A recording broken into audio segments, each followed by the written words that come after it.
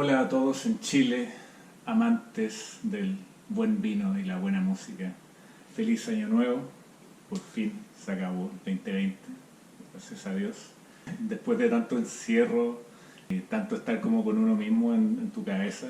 No sé si les habrá pasado que por esto de estar encerrado tanto tiempo, empezaron como a pensar un poco como en su infancia, en la música que les gustaba, no sé, como cuando eran chicos, o por qué todo era mejor antes. Empecé a mirar como para atrás y me empecé a acordar y me vi a mí mismo como escuchando toda esta música que escuchaba cuando estaba en el colegio.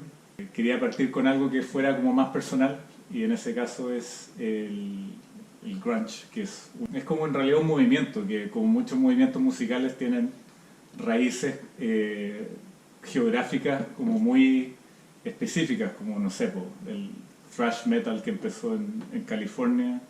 El grunge en sí mismo tiene una raíz muy específica y es lo que aquí se denomina como el Pacífico Noroeste o el Pacific Northwest, que es un poquito más arriba de California, que es el estado, específicamente el estado de Washington. De ese estado salieron lo que se denomina como los cuatro grandes, así como los cuatro grandes del thrash, están los cuatro grandes del grunge. Todos tienen la particularidad de que salieron de la ciudad, bueno, del estado de Washington y específicamente de la ciudad de Seattle, esta que está aquí. No sé cómo me ayudan los gráficos, los gráficos penca que tengo acá, pero me compré la guitarra, empecé a tocar temas que me acuerdo que eran los que se te van quedando porque son los primeros que uno aprende. Y esto también va a ser como una especie de recorrido personal por mi aprendizaje, cómo aprendí mis primeros como riffs de guitarra. Yo aprendí a tocar guitarra con la música que estaba de moda en ese momento, y es la música que estaba de moda, entre comillas, era el grunge, aunque no lo crean. Si bien partió como a finales de los años 80, al menos en Chile no se hizo como conocido o masivo hasta casi ya entrados los años 90, 94, 95, porque antes de eso no. Y con la llegada de MTV Latino en el año 94, de golpe aparecieron todas estas bandas que estaban como ocultas para, por lo menos para nosotros en Chile, como Nirvana, Pearl Jam, Soundgarden, bueno, y Alice in Chains, que es el cuarto grande. A principios de los 90, la música que llegaba a Chile era Guns N' Roses, Metallica, Red Hot Chili Peppers, Michael Jackson y sería. En este video, para los que son como más puristas, quizás no voy a incluir a otras bandas fundacionales como Mudhoney o Screaming Trees, pero lo que voy a hacer es como autobiográficamente repasar las bandas que yo fui descubriendo en su momento y las bandas que después fui descubriendo en el camino. Así que aquí vamos. Como ven aquí con mis super gráficos, la primera banda que les traigo hoy día es Nirvana, la banda que me hizo empezar a tocar guitarra. No sé por qué, pero como que tuvo un impacto en mí, yo creo que en mucha gente. Y probablemente el primer como riff de guitarra que aprendí a tocar fue el de Come As You Are, que va como así.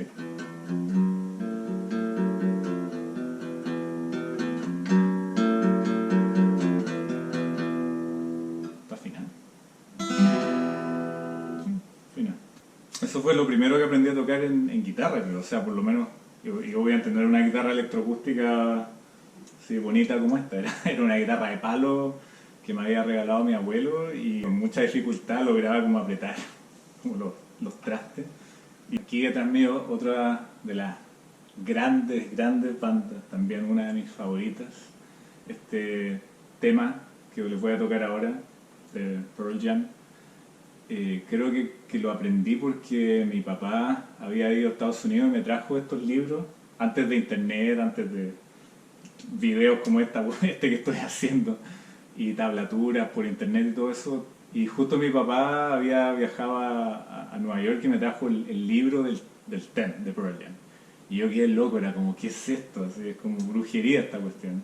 Y miraba las tablaturas y no podía creer que podía tocar lo que ellos tocaban. O sea, para mí los sonidos que salían de las guitarras de ellos eran totalmente marcianos, así como cosas que nunca había escuchado en mi vida. Uno de los temas que más como regocijo tenían tocar era el tema Alive, por lo menos la intro, porque tiene estas cuerdas al aire como medias raras, que si no te dicen cómo tocarlas es difícil cachar. Como...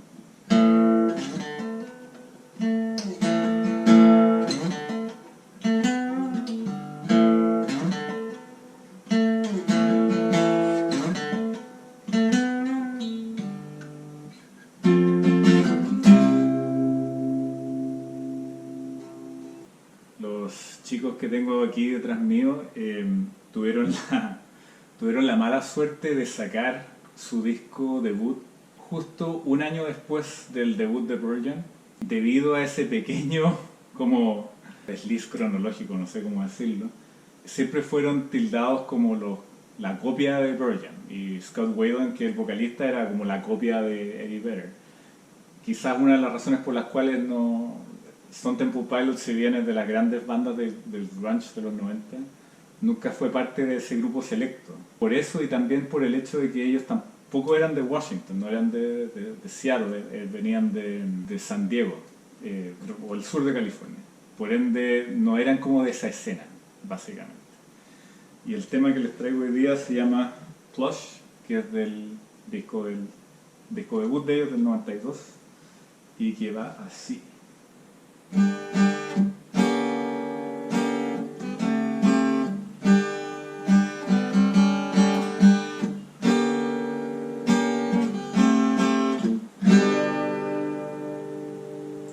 Corría el año 93 y yo todavía no descubría el grunge. Sin embargo, de Seattle también salió otra banda que, si bien no tuvo el alcance o la repercusión que tuvieron los Cuatro Grandes, sí fue como importante en su época. Su primer disco homónimo, Candlebox, tenía dos hitazos.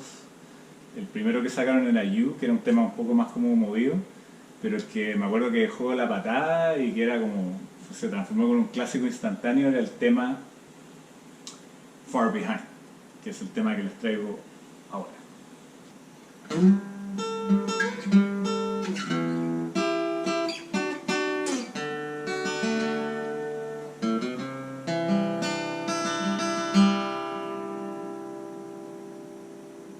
Con la ayuda de mi hijo Marcel, aquí, la banda que les traigo ahora es una de las pocas bandas de la lista que no son de Estados Unidos. De hecho, ellos son ingleses, ¿cierto?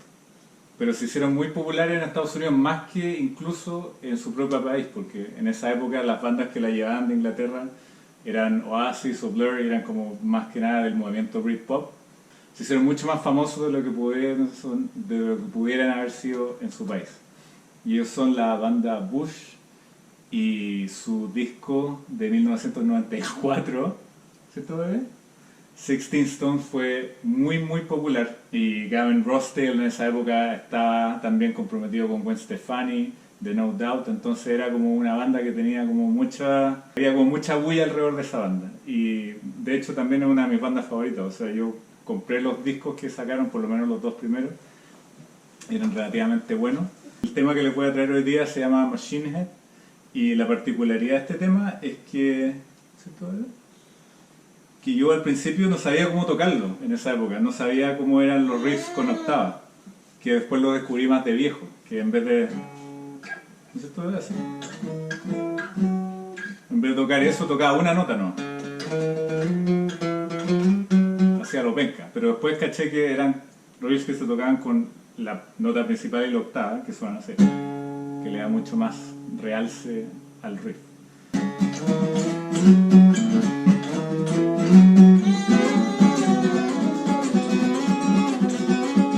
¿No te gustó, bebé? No le gustó a Marcelín.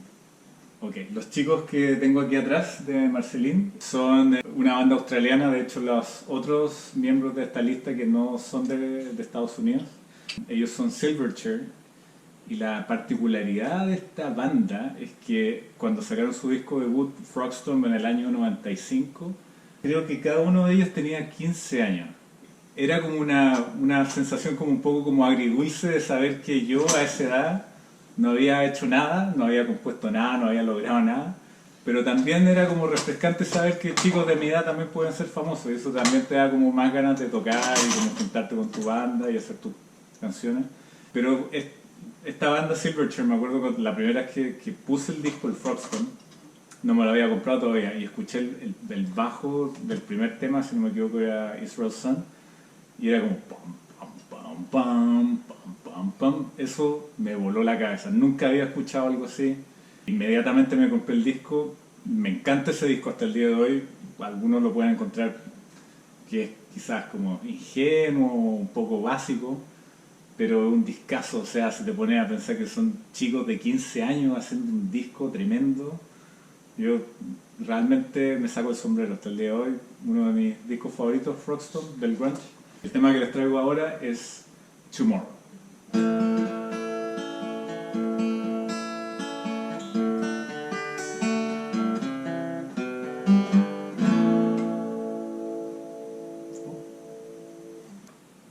¿Me vas a dejar hacer este video, bebé?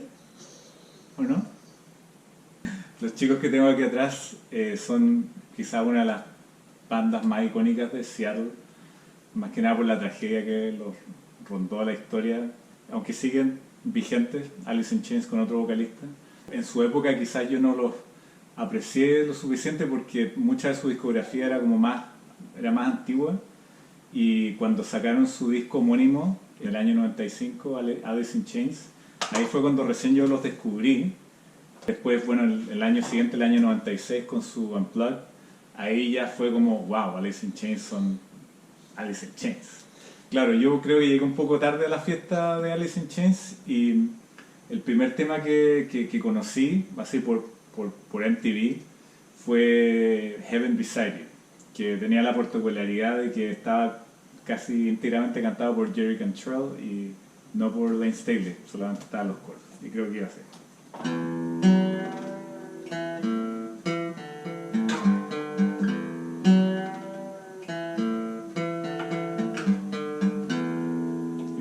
¿Qué viene a ver? La banda que les traigo ahora quizás raya como en los grunge, no sé si, creo que es la única banda que no sé si podría considerar grunge de esta lista, ¿no? Pero tenían un tema que sonaba muy pesado, que era el tema Shine, que es de su primer disco del año 93, y la razón por la cual sonaba tan pesado era porque estaba en lo que se denomina en jerga guitarrística como drop D, que es la sexta cuerda bajada un tono completo, o sea,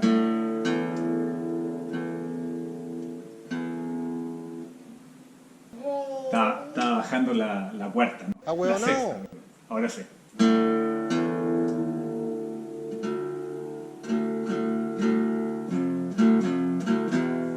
Qué pesado, bebé. Wow. Y su tema Shine tenía esa particularidad que la parte del coro tenía ese drop D.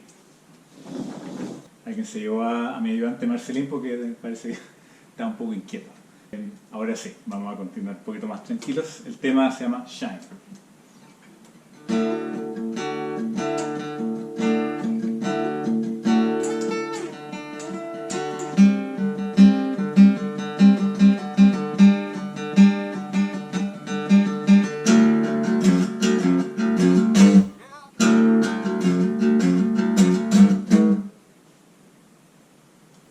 La banda que tengo detrás también se denomina como una super banda porque Temple of the Dog estaba compuesto por lo que en esa época era todavía Soundgarden, o la mitad de Soundgarden, que Matt Cameron y Chris Cornell, y la otra mitad estaba compuesta por miembros que aún no se conformaban en Pearl Jam, todavía estaban como viudos de Mother Love Bone después de la muerte del vocalista.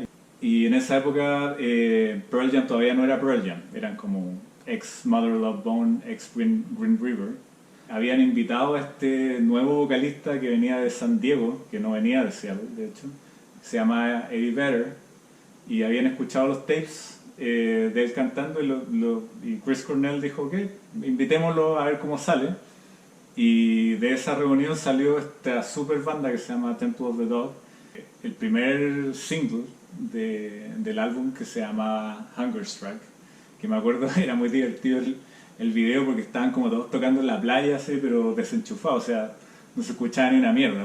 El disco de Temple of the Dog es excelente. Si a ustedes les gusta el grunge y no conocían la banda o no han escuchado el disco completo, escúchenlo, es una joya.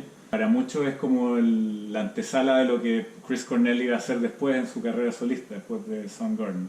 Tiene como esa sensibilidad de Chris Cornell, pero también tiene el peso de las guitarras de Stone Gossard y Mike McCready. O sea, es como una mezcla súper interesante y les recomiendo el disco. Bueno, aquí vamos con el tema Hunger Strike.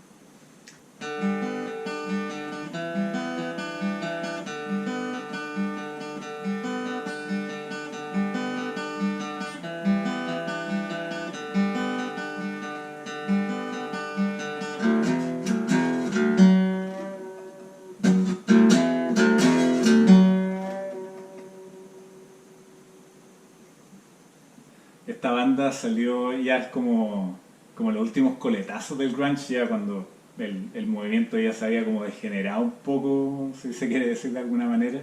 Estos tipos salieron ya como en los últimos chispazos como de los años 90, en el año 97. Days of the New sacó su disco homónimo también.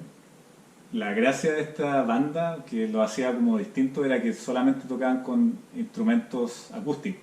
No usaban guitarras eléctricas, no sé si a partir del segundo disco habrán usado, pero esa era como la gracia, que estaban todos con guitarras electroacústicas o acústicas y sonaban pesados. Me acuerdo que el tema que fue como bien famoso en esa época era el single Touch, Feel and Stand, que va así.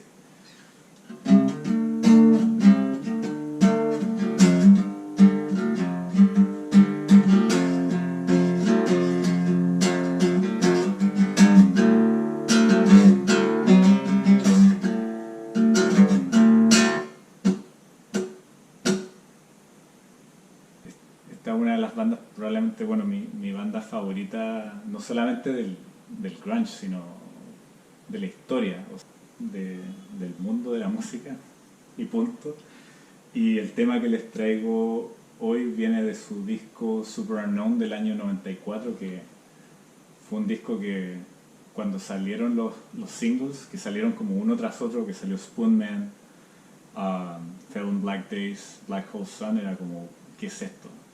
Como esa faceta como más psicodélica que tenía Soundgarden, que los diferenciaba un poco de las otras bandas, que si bien no eran como todas como comerciales, sí mantenían una cierta manera como de hacer el grunge o el rock, que era como un poco más estándar, y Soundgarden siempre se salía como de ese molde. Cada disco que sacaban era como muy distinto al anterior, y el Super Unknown personalmente creo que debe ser uno de los discos más innovadores de la historia, y quizá uno de los mejores discos de la historia.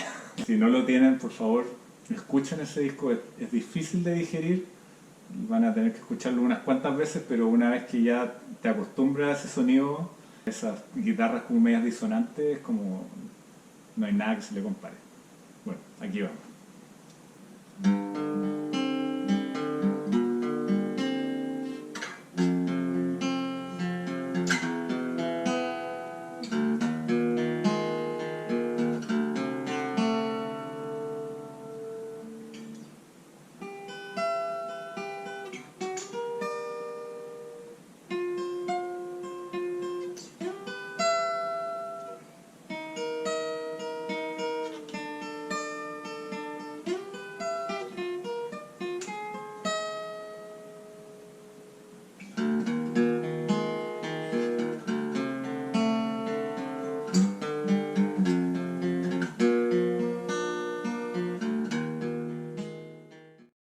Problemas técnicos, espero que les haya gustado este nuevo formato, como este experimento que hice en este video. Así que les deseo lo mejor, ojalá que este año que venga sea infinitamente mejor que el que pasó. Bueno, ahora ya que soy un youtuber oficial con más de 100 suscriptores, 100, 100, les voy a pedir que por favor se suscriban a mi canal si es que les gusta el contenido, que hagan comentarios que les gusten. Generalmente respondo todos los comentarios, así que trato de que sea un canal abierto a la discusión, al diálogo. Bueno, más que nada generar un puente aquí desde el aislamiento, y ya bueno, desde California en este caso, pero ahora desde la cuarentena. Ojalá que poder conectar con todos ustedes en sus casas. Saludos a todos en Chile y nos vemos la próxima. Adiós.